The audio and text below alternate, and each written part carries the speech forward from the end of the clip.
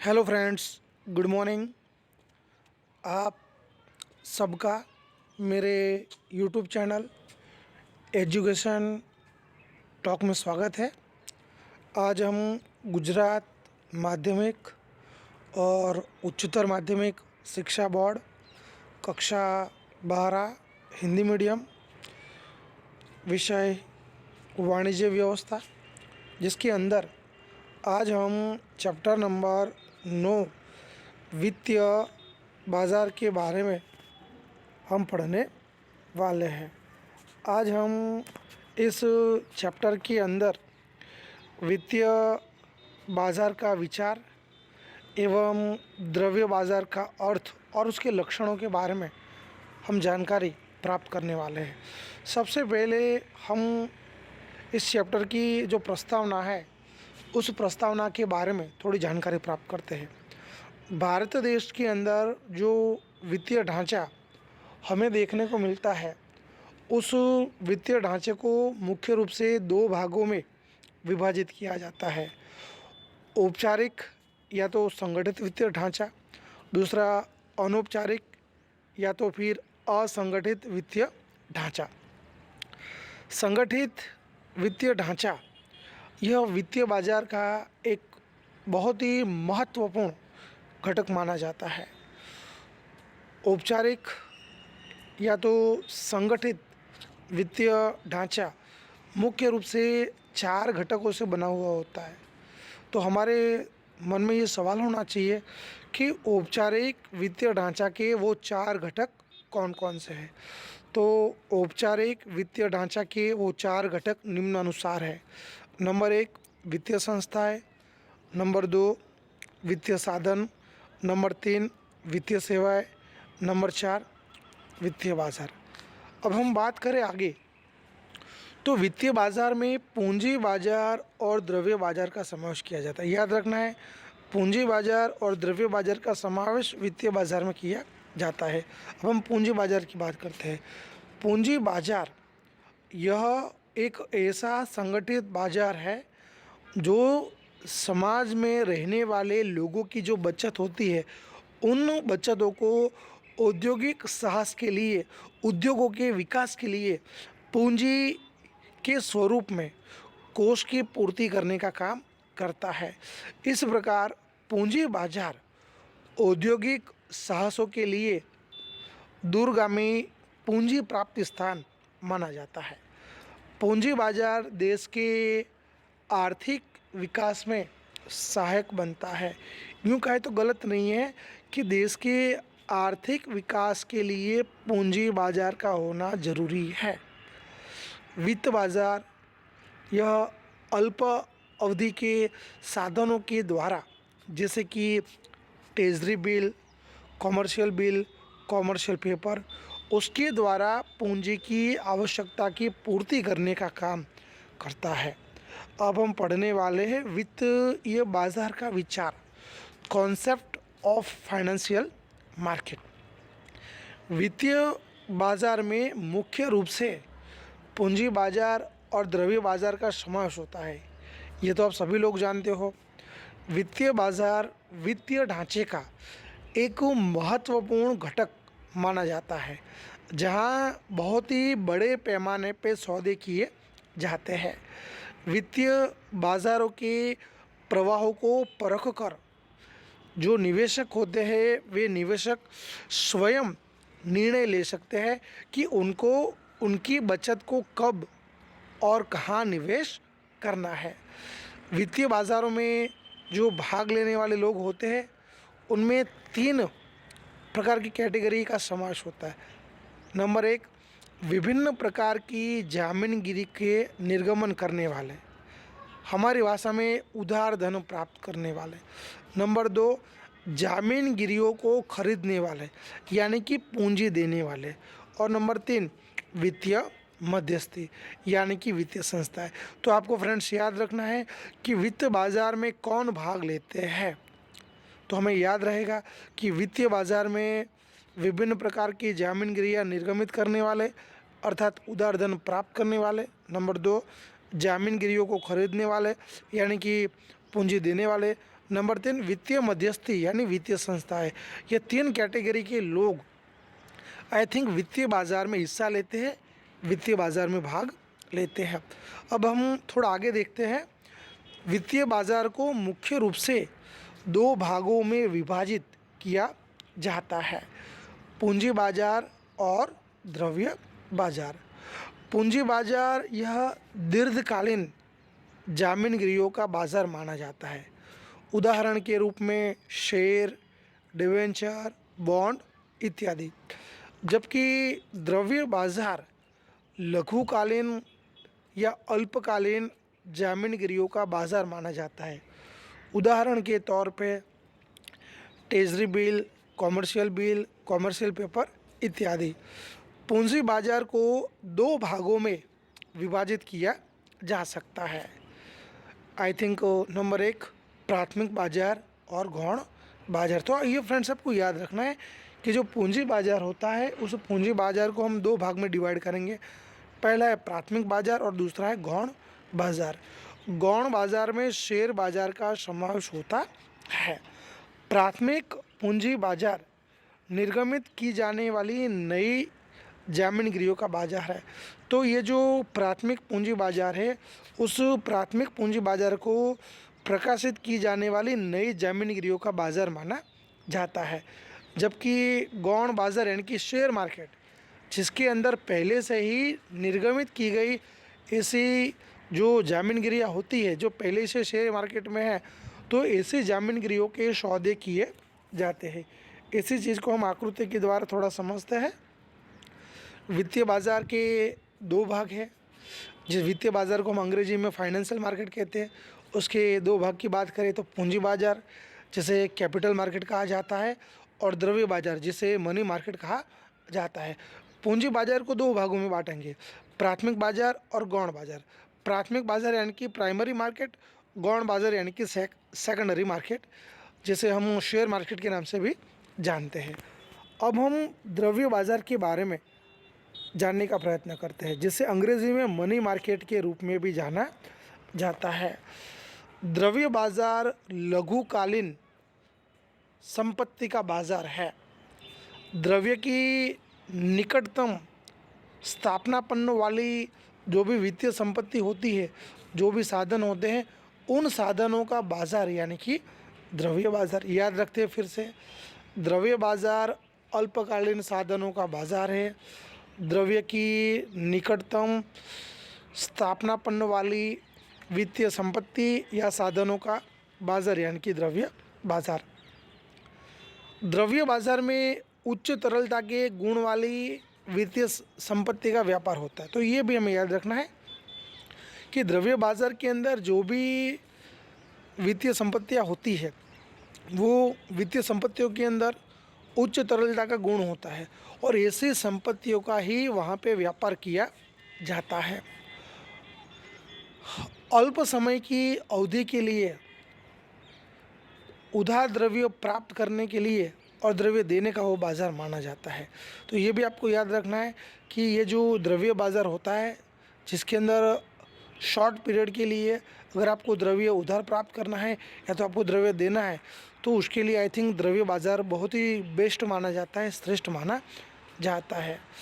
1 वर्ष या तो उससे अल्प समय की परिपक्वता की अवधि वाली जामीनगिरियों का बाज़ार है। तो द्रव्य बाज़ार के अंदर जो भी जामीनगिरियाँ होती है उसका जो पीरियड होता है वो आई थिंक शॉर्ट पीरियड होता है, या तो 1 वर्ष होता है या तो उससे अल्प समय की उसकी मैच्योरिटी होती है, और ऐसी जामीनगिरियों का बाज़ार द्रव्य बाज़ार माना जाता है। द्रव्य बाज़ार के अंदर सामान्य रूप से हमें 2 पक्षकार देखने को मिलते हैं।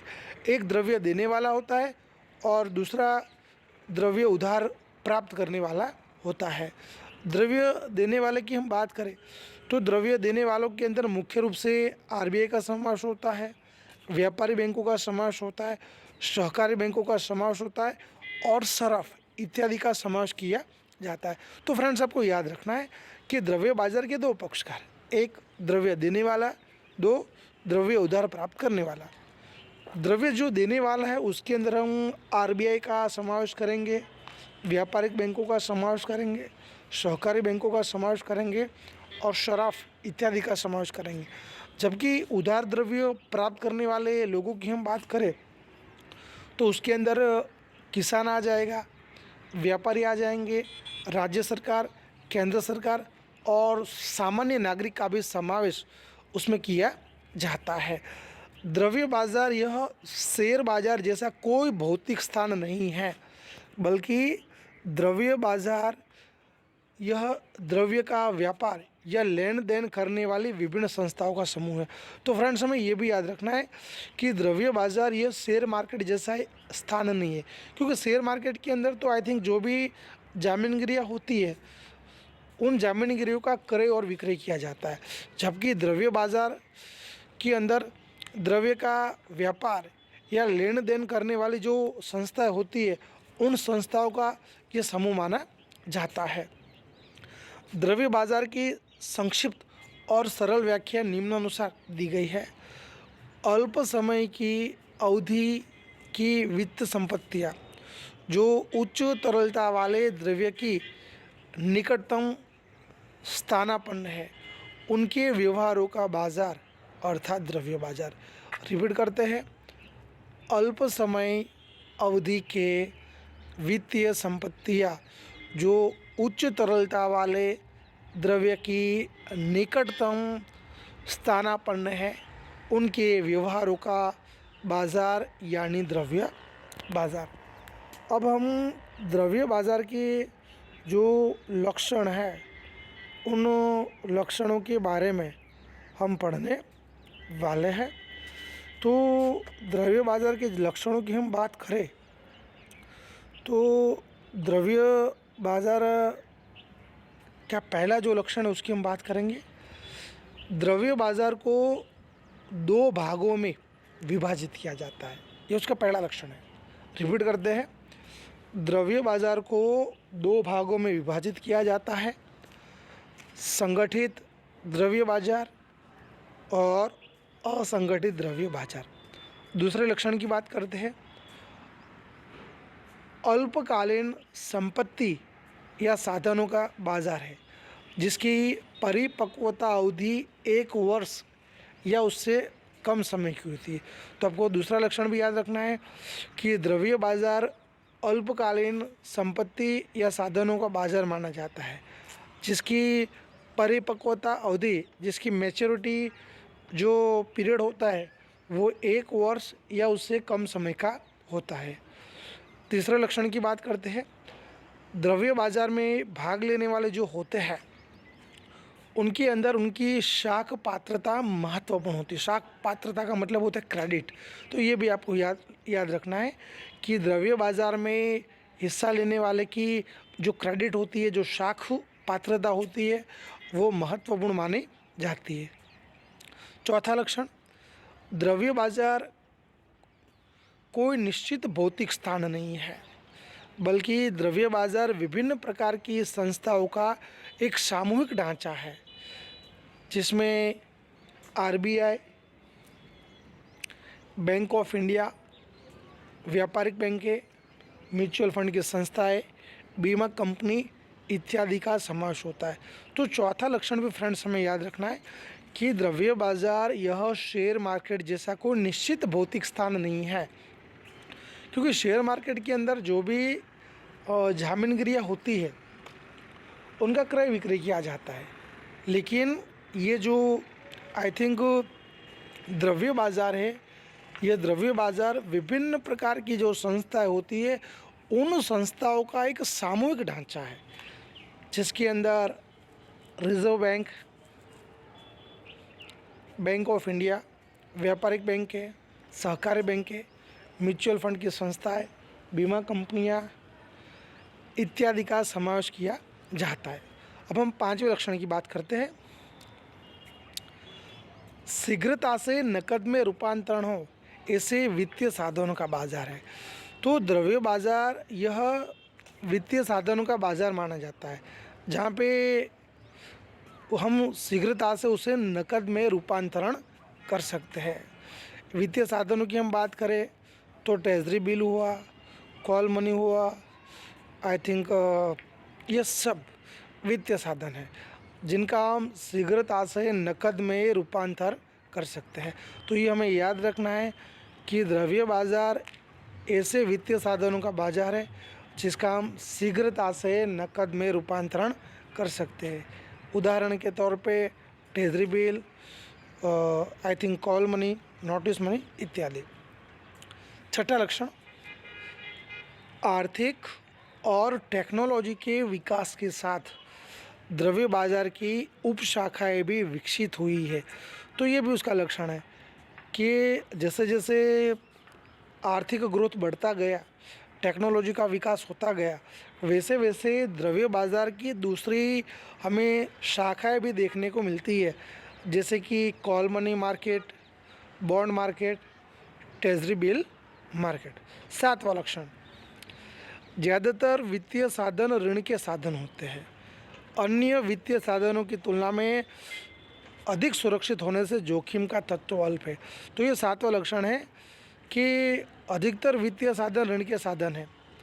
द्रव्य बाजार के अधिकतर वित्तीय साधन ये ऋण के साधन माने जाते हैं। अन्य जो वित्तीय साधन होते हैं उन साधनों की तुलना में यह द्रव्य बाजार के साधन अधिक सुरक्षित होने से उसमें जोखिम का तत्व हमें बहुत ही कम देखने को मिलता है। जोखिम का प्रमाण उसमें हमें कम देखने को मिलता है। और आठवां लक्षण, सबसे लास्ट, द्रव्य बाजार की सफलता और कार्य का आधार बैंकिंग पद्धति और वित्तीय संस्थाओं के कार्य पर आधारित होता है। तो ये भी याद रखना है, परीक्षा में पूछा भी जाता है कि द्रव्य बाजार की सफलता का आधार किस पर होता है। तो याद रखेंगे, द्रव्य बाजार की सफलता का आधार आई थिंक बैंकिंग पद्धति और वित्तीय संस्थाओं के कार्य प्रणाली पर होता है। तो फ्रेंड्स, हमने आज का ये जो वीडियो देखा उसके अंदर आई थिंक हम बात करें तो सबसे पहले हमने चैप्टर की प्रस्तावना देखी, उसके बाद वित्तीय बाज़ार का विचार देखा, उसके बाद हमने द्रव्य बाज़ार का अर्थ और उसके लक्षण देखे।